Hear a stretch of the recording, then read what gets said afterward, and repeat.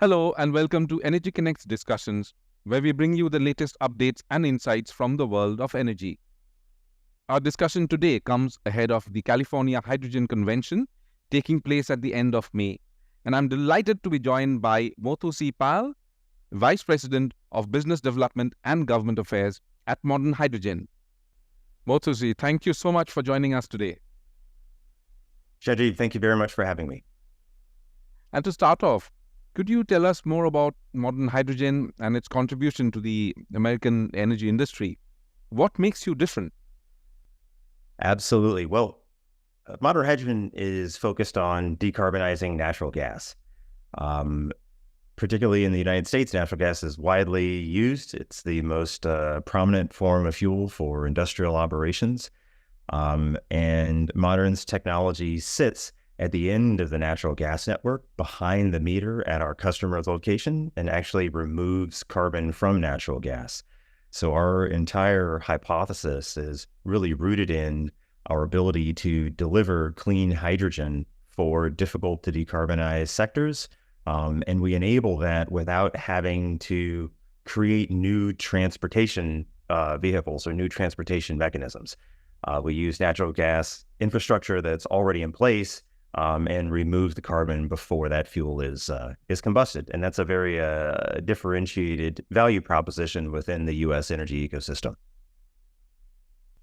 That's an excellent point, and which basically means that, there's way less emissions in your technology than, is conventionally the case. And how are you then, helping through your production systems with the decarbonization process? And could you give us a quick overview of maybe a couple of projects that are ongoing? Absolutely. So our focus today is in high uptime applications.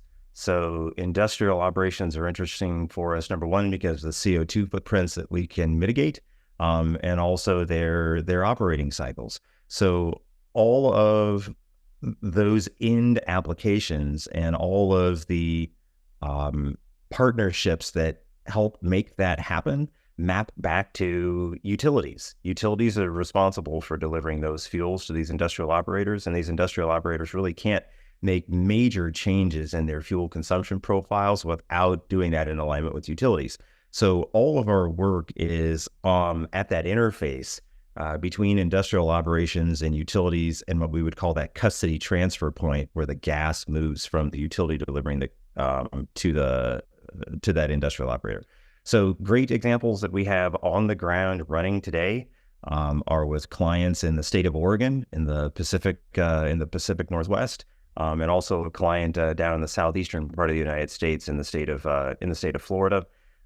These are all early stage pilot demonstrations of Modern's core technology, but they're on the ground in full-time operation today, and that's really exciting.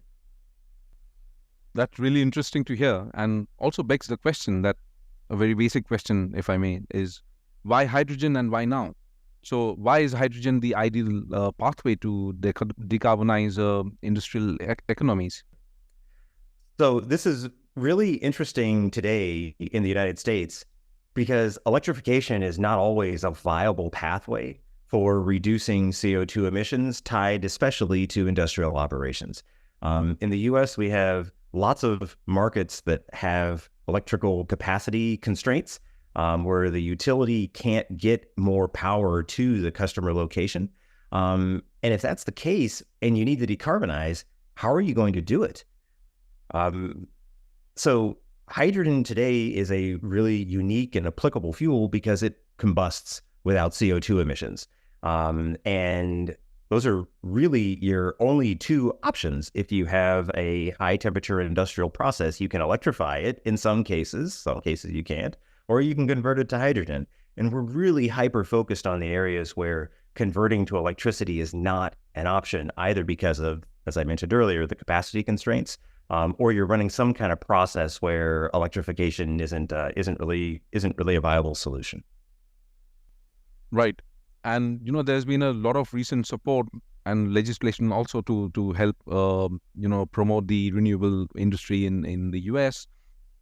Going forward, how do you see the hydrogen market evolving in the country? Yeah, that's the $1 million question. That's not just that's the $1 trillion question. Um, Most of the excitement on the front end in the United States has really been driven by the bipartisan infrastructure law and the production tax credit, also known as the Inflation Reduction Act. And those two pathways are really focused on large, centralized, existing hydrogen facilities. So you're talking about refineries, you're talking about hydrogen as a chemical feedstock for like ammonia production. And I think what we will continue to see is significant transition from traditional high polluting hydrogen production for those established operations, but increasing activity in a more distributed manner where hydrogen is being used as a combustion fuel, and hydrogen used as a fuel for heavy duty transportation. But those are going to require different sets of solutions. And if you think about the value chain of how you get energy to market, we're going to see that same evolution within the hydrogen ecosystem where it hasn't historically existed. So the nuance and the character and the variability that we find in energy production and delivery and utilization today is going to happen for hydrogen. But it's this is going to be a decades long process. And we will get a glimpse of that decades-long process at the inaugural edition of the California Hydrogen Convention. So what are your thoughts about that show and what are you showcasing? So I am really excited about the Hydrogen Convention because California is my home. And really California as a thought leader, both in the decarbonization space and in the hydrogen space. We're seeing a lot of activity around transportation corridors. We're seeing a lot of activity in movement of goods from ports to distribution centers and then out to kind of the rest of the country. And I think the moves that California is making, both with OEMs and with station developers and technology developers, is really revolutionary. So I'm excited to be part of that conversation. We're excited to learn as much as we are to share, and it's also just a great place to connect with great people. So it's the learning opportunity more than anything else. Absolutely. And Mothusi, it was such a pleasure to talk to you, and thank you for your superb insights today. Absolutely. Appreciate making the time, and look forward to seeing you at the show.